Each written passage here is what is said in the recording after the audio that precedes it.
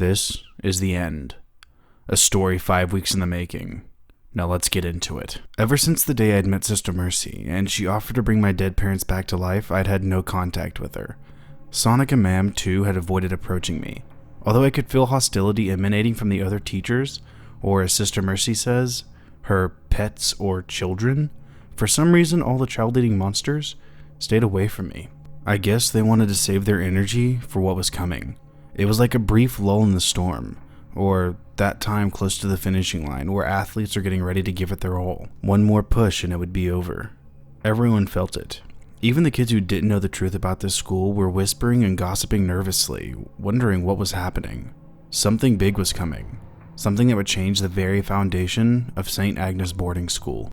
I mostly kept to myself, mulling over Sister Mercy's offer day and night, thinking about what it would be like to have a home, to be with my parents. I'd always been jealous of the other kids who got to leave when school ended, who went running to their mothers waiting for them at the school gate, while I was left behind the iron gate of the school. It felt a lot like being trapped in a prison, especially when summer or winter vacations arrived, and kids left dragging their heavy suitcases behind them. Deep in my heart, I knew that it couldn't be real, that the dead can't really be brought back to life, and that I can't really trust Sister Mercy. Actually, it was Sister Mercy herself that had sealed the deal for me. I couldn't have her immortality on my conscience. How many kids has she murdered until now? How many more will she kill if I help her become immortal?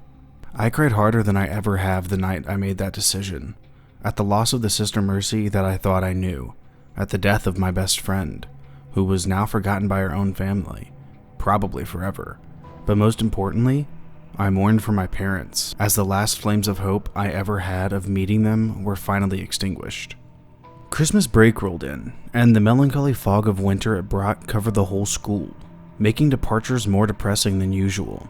I went down with Vrinda and said goodbye to her along with her other friends. Carol was staying back for a couple of days, her single mother being delayed by a business commitment. She took it on the chin, however, and was looking forward to exploring the empty school. I felt it on the second day of Christmas break. The school had been covered in Christmas decorations, looking cheerful as ever.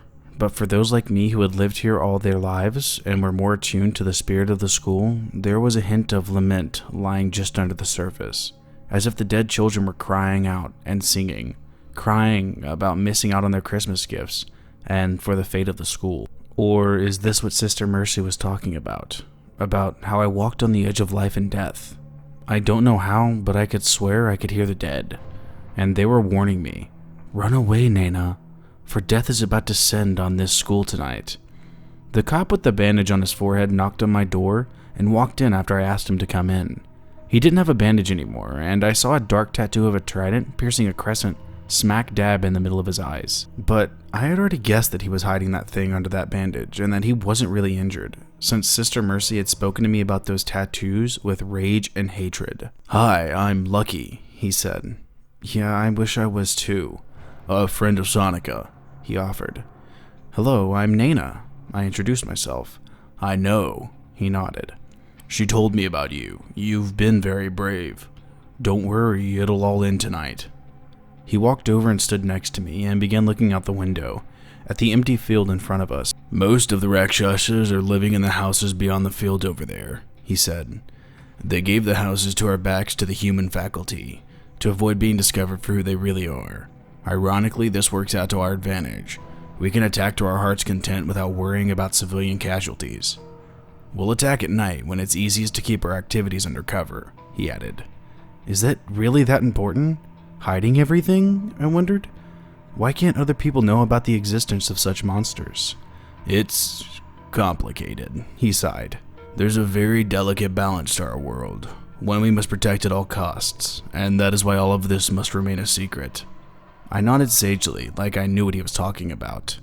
"Where is Sonica Ma'am?" I asked. He shrugged. "Probably getting ready for tonight. I'm going to swing by her place after I'm done here." "Did you really want to talk to me about something?" I asked. "Yes," he replied. "What does Sister Mercy want with you?" "I don't know," I lied. I trusted Sonica Ma'am, not him. She said she wanted my power, but I have no idea what that is. She wanted me to give Sonica Ma'am up. "And you didn't, I hope." He looked at me questioningly. I glared at him and he looked away. Well, anyway, be prepared for tonight. I nodded and he walked away. The rest of the day passed by in a flash as I stayed cooped up in my room, hunched over a Harry Potter book, wondering why witches weren't like Hermione Granger. After dinner that evening, I decided against going back to my room, and instead chose to head out to the middle of the field. It was a chilly night, and I put my hands in my pockets to warm them and fiddled with the bashma in there. How will it start, I wondered, and when? I didn't want to have to wait here for hours, but as time passed, that looked increasingly likely. I really didn't feel like going back to my room, so I pulled up my phone and began playing Candy Crush. It must have been almost an hour or so. My phone battery was getting dangerously low. The lights in the hostels were being switched off, one by one, and I knew that it would begin soon. I shuddered. Having never experienced a large-scale battle, I was fearful of what to come. "You really shouldn't be out here," came a soft whisper from somewhere behind me, and I yelped in fright. I turned around and saw that it was that man, Lucky. He had moved so silently that I haven't even noticed him in this quiet night until he spoke up from right beside me. He was dressed in all black, carrying a rifle, and was wearing what looked like a bulletproof vest. To my utter shock, he was also accompanied by two men dressed exactly the same. "We are about to go to eat, Naina," he spoke softly. "What do you think you're doing here?" "You didn't tell me to stay in my room," I countered. He rubbed his forehead. "I really thought that would be obvious." "Will the other kids be safe when the fighting starts?" I asked. "Yes," he nodded. "We've shut the gates to both the hostels." I was about to say something when one of the men accompanying him spoke up. "Heads up, boss." We looked at what he was pointing, and out in the distance, a lone figure, dressed in a white habit with her hands folded in front of her, was walking towards us, slowly. "Who's that?" Lucky asked. "It's Sister Rose," I whispered. "Get behind us, Naina," he replied, and aimed his gun at the flesh-eating monster who was still nonchalantly walking towards us. I was worried he would send me away, but for some reason he didn't, and soon Sister Rose was upon us. "Beautiful night, isn't it?" She greeted us warmly, her eyes glinting maliciously in the dark. "What do you want, grunt?" Lucky asked balefully. "Don't be rude," she admonished him like the teacher she was. "I'm just here to talk."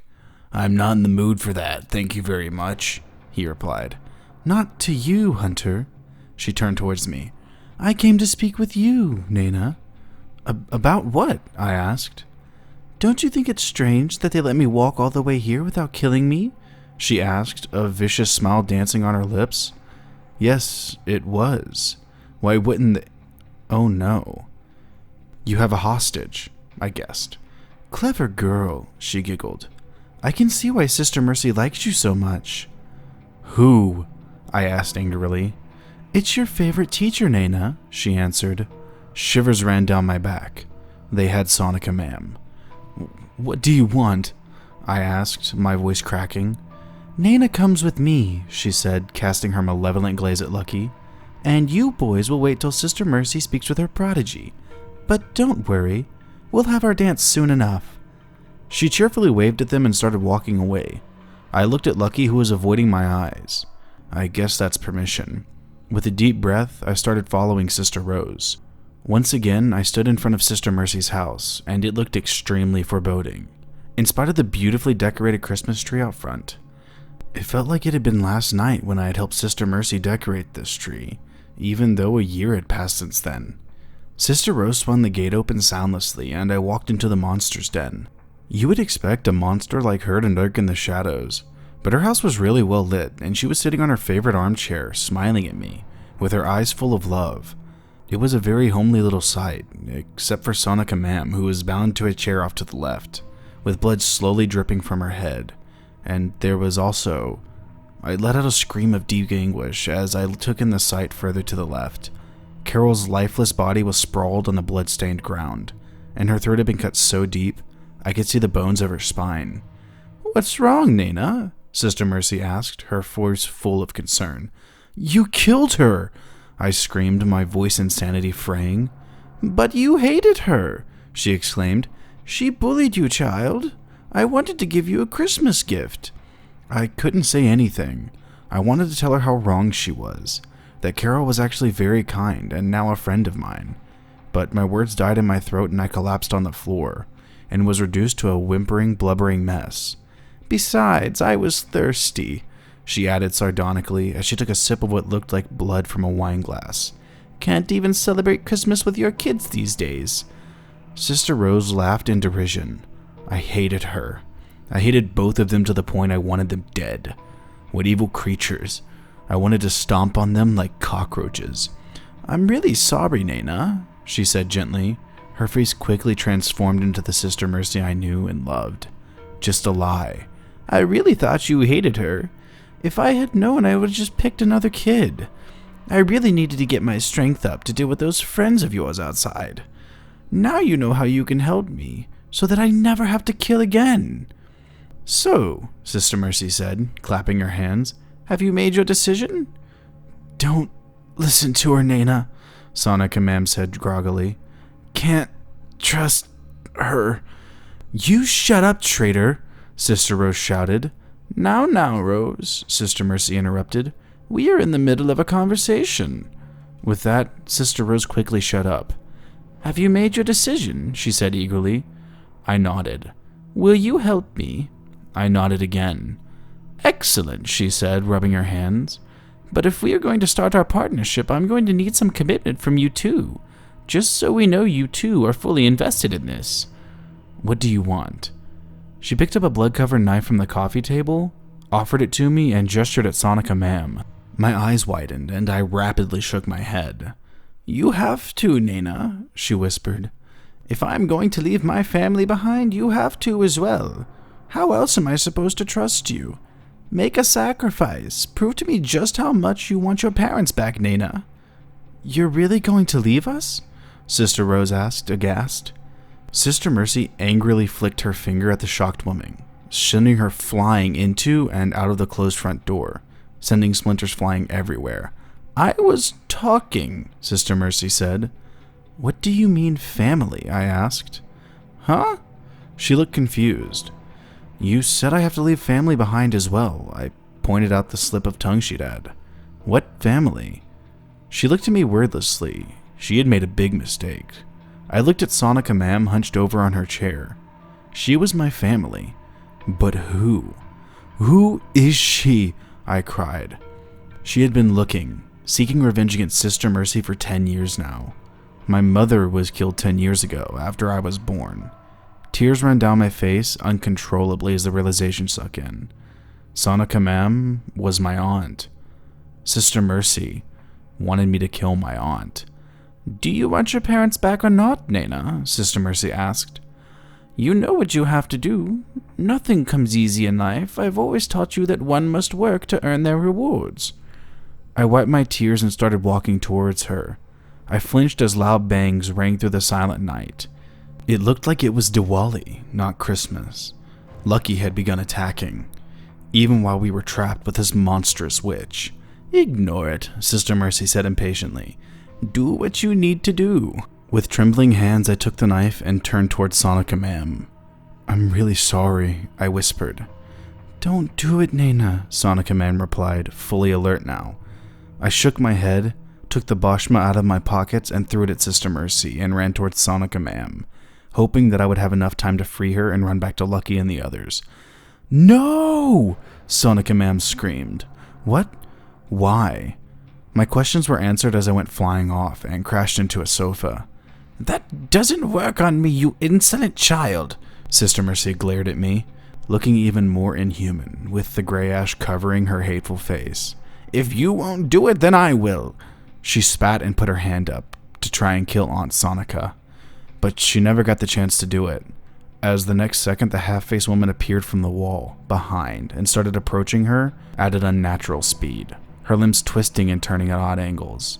She slammed into Sister Mercy and her limbs began to crack and pop, and contorted painfully as she wrapped herself around the evil witch like a humanoid python.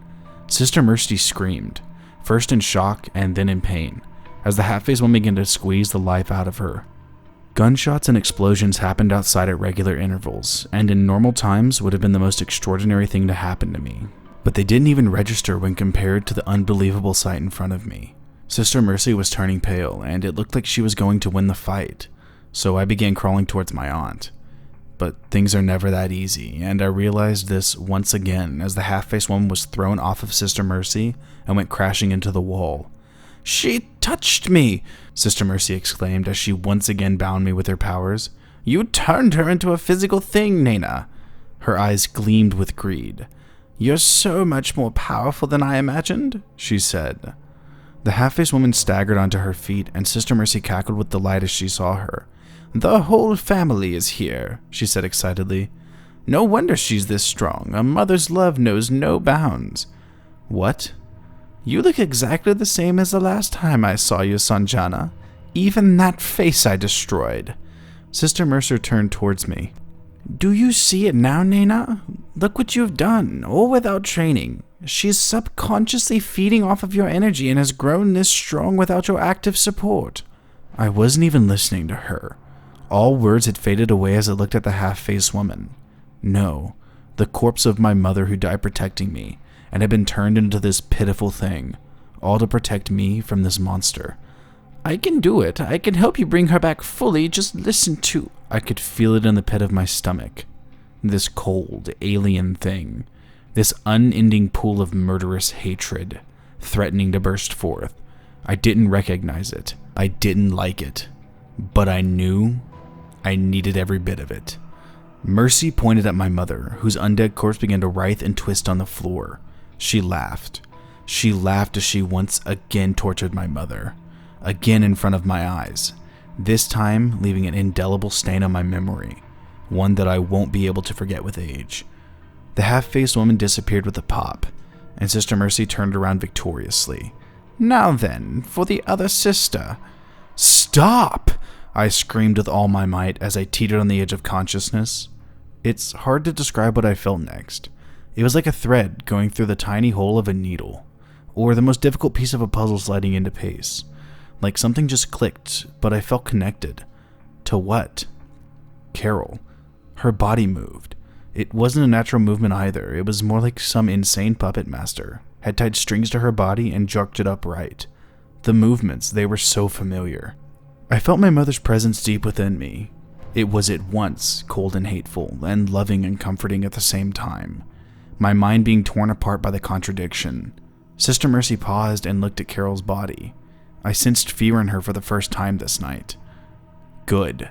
I watched silently, in shock, as Carol's tiny corpse slapped Sister Mercy across the face so hard, she went flying and slammed into the wall behind her, blowing off chunks of concrete. Not wasting any time, I pulled myself and began crawling towards Sonica Ma'am, who was looking at everything in utter disbelief. I pulled out my knife and began cutting away the ropes.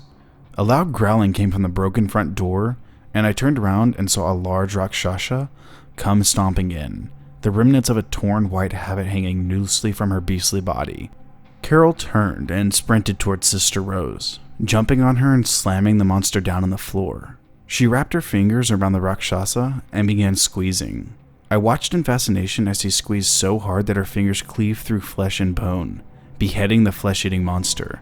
I could feel my mother coo in pleasure deep within me as she succeeded in killing the infernal monster. I sighed in relief. It looked like it was finally over. I was wrong. Sister Mercy got back on her feet and stretched herself. What does it take to kill her, I thought. "Let's go," Aunt Sonica whispered and wrapped her arms around me. "You're not taking her anywhere," Sister Mercy screamed. "Not until—" Carol slammed into her, stopping her mid-sentence. She began fighting the old witch, and it looked like they would destroy the house with their supernatural strengths. We were almost out the door when I stopped Aunt Sonica. "We can't," I cried. "She's losing. I can feel it." I was right. My connection with Carol was weakening as she was losing the fight as Sister Mercy blew off more and more chunks of flesh off her body. But Sister Mercy was getting weak too. Aunt Sonica looked at me and kissed me on the forehead and began walking back towards the melee. She picked the knife up off the floor, the same knife that had killed Carol, the same knife that I was ordered to use to kill my aunt. She snuck up behind Sister Mercy, who was too busy fighting Carol, and swung it at her, slicing her head clean off her shoulders. It was over so quickly that for over 30 seconds, we both stood utterly still, waiting for her to get back up. But it didn't happen. It was over. It was truly over. 10 years, my aunt whispered. "It took me 10 years. I have finally avenged you, Sanjana. She smiled at Carol's corpse. I looked at Carol. A lone, blood-red tear ran down the right side of her face, and she collapsed, once again turning into a lifeless corpse. The bond within me snapped, and I felt a deep sense of loneliness within me. I knew that was the last I would ever see of my mother. Without wasting any time, I ran to the open arms of my aunt, and we held each other tightly, trying to make up for the last 10 years, as bangs and flashes lit up around us, sounding more like a celebration at this point. 4 hours later. You really want to quit? Lucky asked Sonika. Yeah, she answered with a smile. I only came in for this little one. She scratched me behind the ears. I sighed happily and hugged her leg. Well, you don't have this to worry about, he said, pointing at his tattoo. So it's not like you'll have to worry about monsters coming after you like homing missiles. But Naina's powers can be a problem. I'll deal with it, she said firmly. Necromancy is no joke. It's a very dangerous power, he said solemnly. Hey, I'm not the problem here. You were the one who started attacking while we were still there. You're the bad guy, I said indignantly. He was just doing his job, Aunt Sonika pointed out. But Messi, I protested. Naina? She warned me gently. I sulked and bit my chocolate. She smiled and then spoke to Lucky again. We could use her powers, you know, Lucky said as he mulled over the possibilities. Don't even think about it. For the next 7 years, she's under my care, Aunt Sonika said firmly. He shrugged. You should think about quitting too, Aunt Sonika suggested. He shook his head. Don't know anything else. Besides, the balance must always be maintained, she finished for him. I'm well aware. He smiled. What happens to Carol's parents? She asked. Standard procedure. Died in accident. Parents would be devastated. Terrible what happened to the kids here. We should have trusted your gut, Spooky. If not for you, I'm just glad it's over and that I have my family back, she replied. Will the other parents get their memories back? We could try, Lucky answered. But the spell is too powerful to reverse, and we would have to spend way too much time and money to come up with cover stories for their deaths. So, apart from Carol, everyone else should stay forgotten. I felt incredibly sad at that. No one deserves to be forgotten, I whispered. True, but they won't. You will remember them, Lucky said. We all will, Sonika Ma'am added. So where are you off to? Lucky asked. Nainatal, she replied.